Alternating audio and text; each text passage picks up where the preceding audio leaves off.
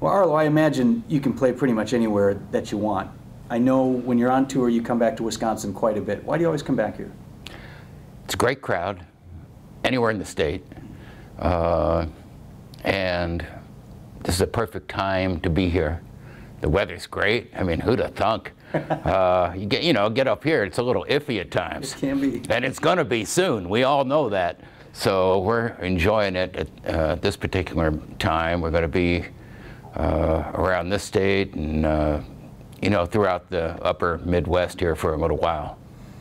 I was at a show in Oshkosh, Wisconsin. Had to be 15 years ago. And wow. People were yelling out requests as they do. And someone said, Alice's Restaurant. And you said, yeah, right. You went a long time without really playing that regularly. Now you're back out with the 50th anniversary. You're singing it every night. What's that experience been like, sharing that with the fans again? Well, Alice came out as a record in '67.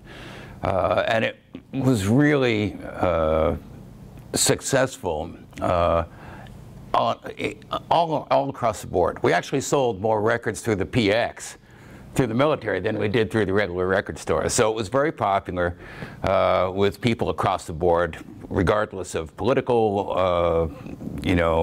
or social or economic factors. But in the mid-'70s, by the time the mid-'70s had rolled around, the draft was over, the war was winding down, vets were coming home. It was a different time. And so I took it off the set list because it was just so long. It was, basically 20 minutes. And then people complained, and they'd come to the show, and they'd say, he didn't sing Alice's Restaurant, I want my money back. And so we'd say, okay, give him his money back, don't come back. And that was the remedy? That was the remedy. But, after a while, I realized that we could, even though we couldn't do it every night, it didn't mean that we couldn't do it all together at some point. So every 10 years, we do about a 2-year tour, which is the next decade. And so here we are at the 50th, which is the big one. And I started writing this in 1965 in November. And here we are 50 years later, just about to the day.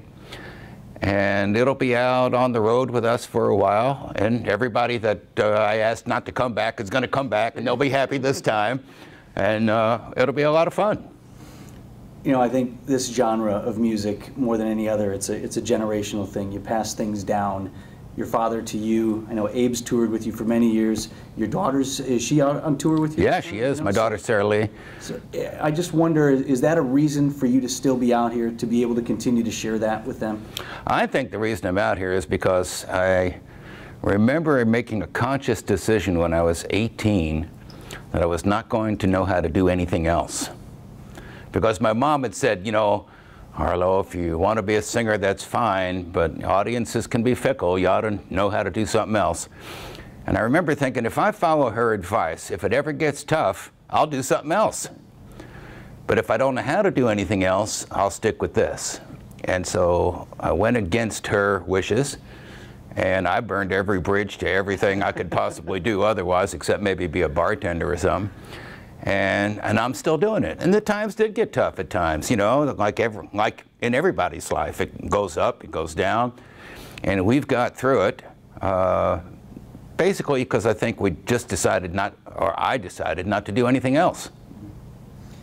I know some artists have talked about people assigning meaning to their songs that they didn't necessarily intend, or even, Pickle Song, for example, that had no meaning, is by your own admission, and the great story about how they were studying the lyrics and things like that. I mean, do you find that that is something that people do with your music?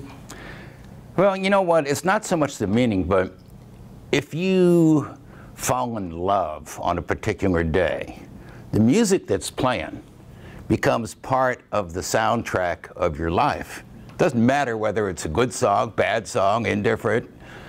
It just becomes part of it, so that every time you hear it, you remember. And it calls to memory times of your life, like driving down a road. You come to a place that's familiar. You remember it from the last time you were there, or the umpteenth time that you passed through there. And songs are like that. Songs become part of other people's lives. It's not the same for me, because we're doing them all the time. But for most people, songs like City of New Orleans or Alice's Restaurant or Coming into Los Angeles or anything that I'm known for has become part of somebody's life somewhere down the road.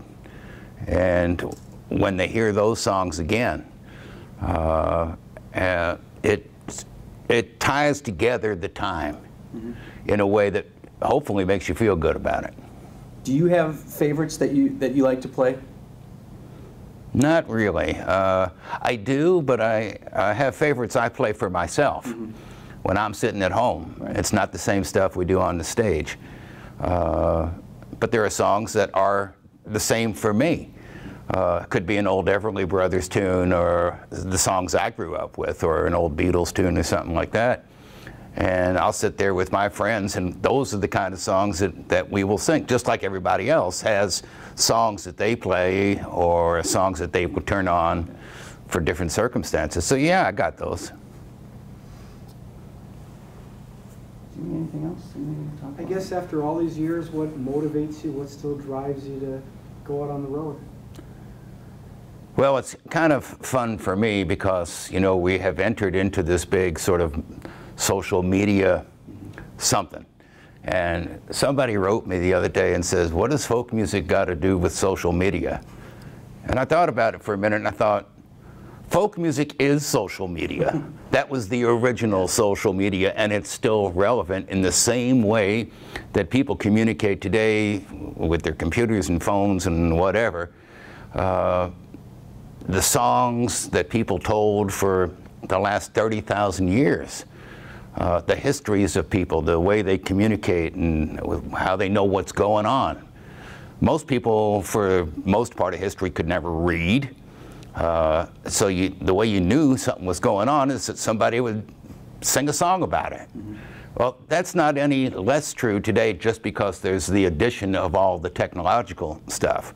It still works. It still holds true. And the thing about technology is that what's coming through it is the expertise of the person who's writing it. Well, some people who spend a lot of time doing it know how to do that fairly well.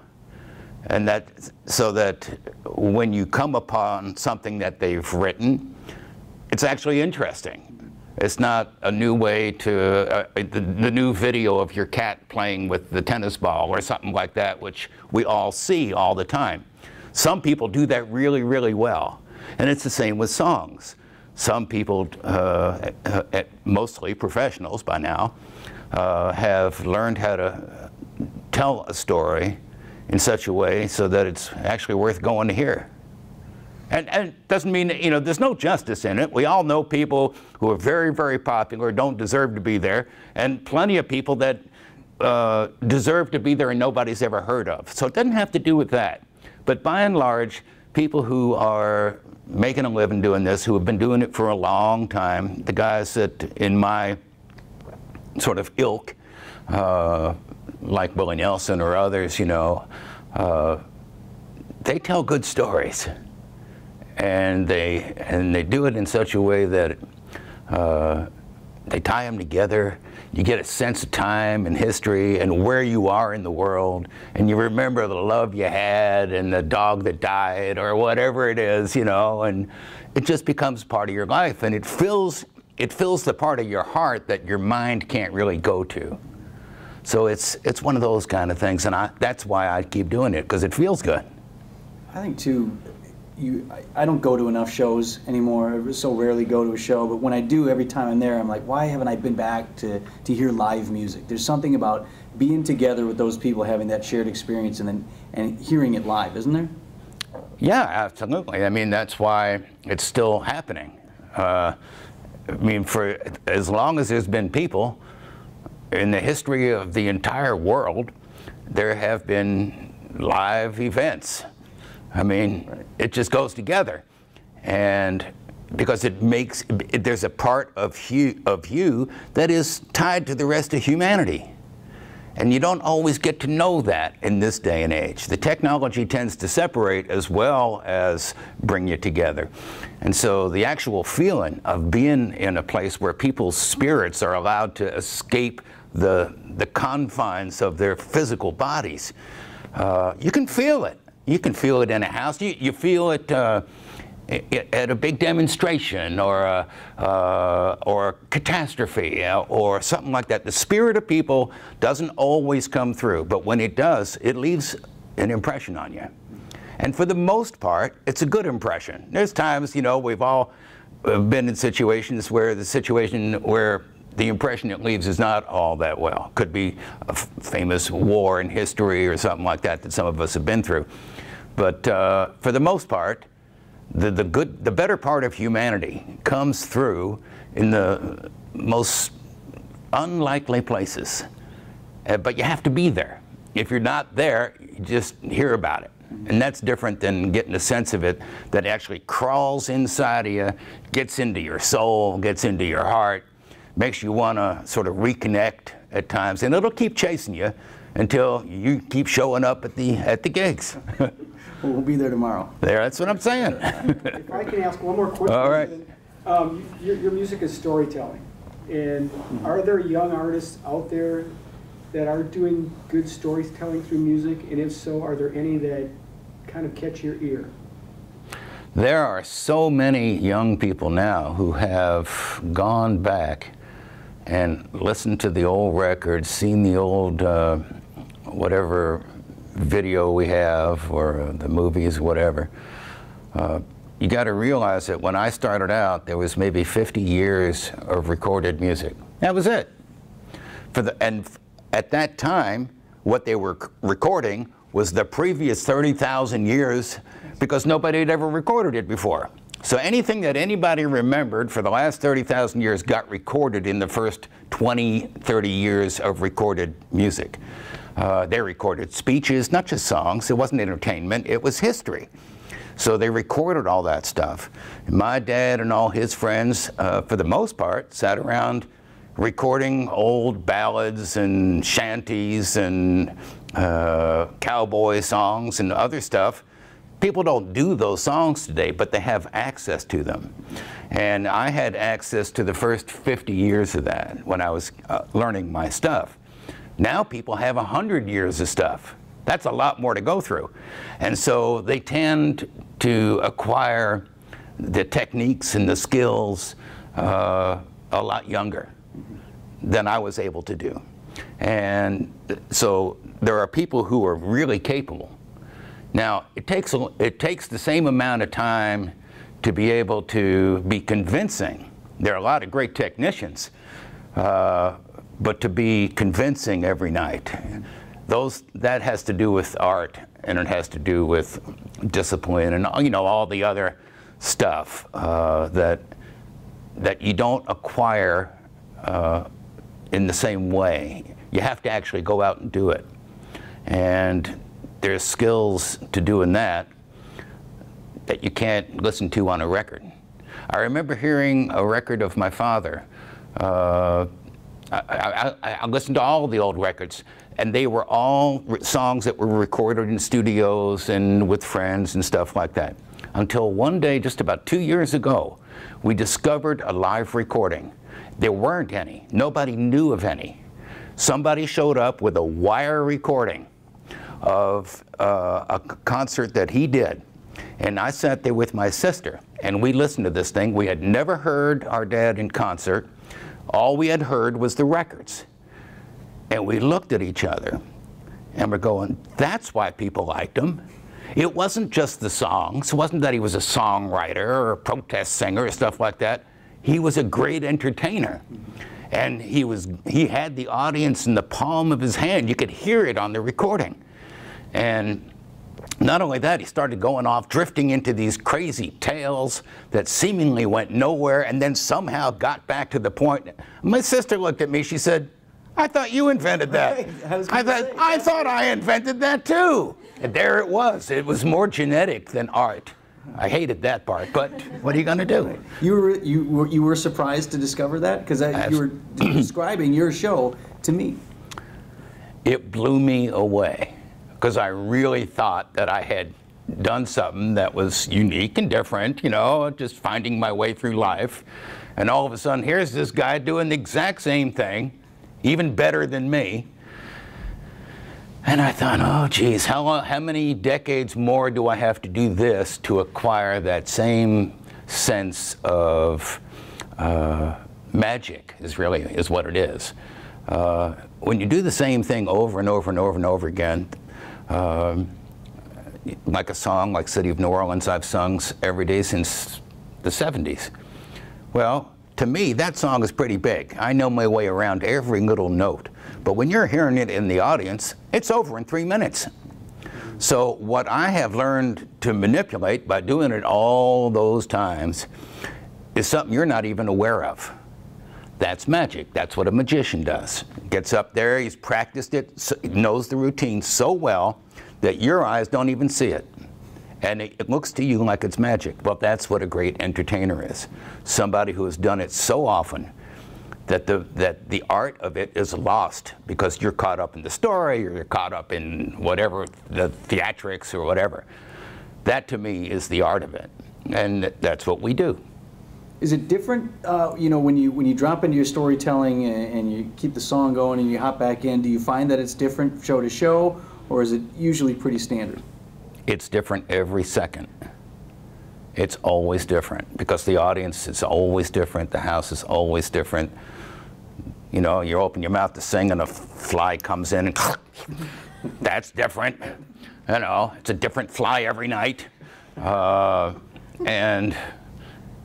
But you get so used to it that after a while, you look like you know what you're doing because you've done it before and you dealt with it.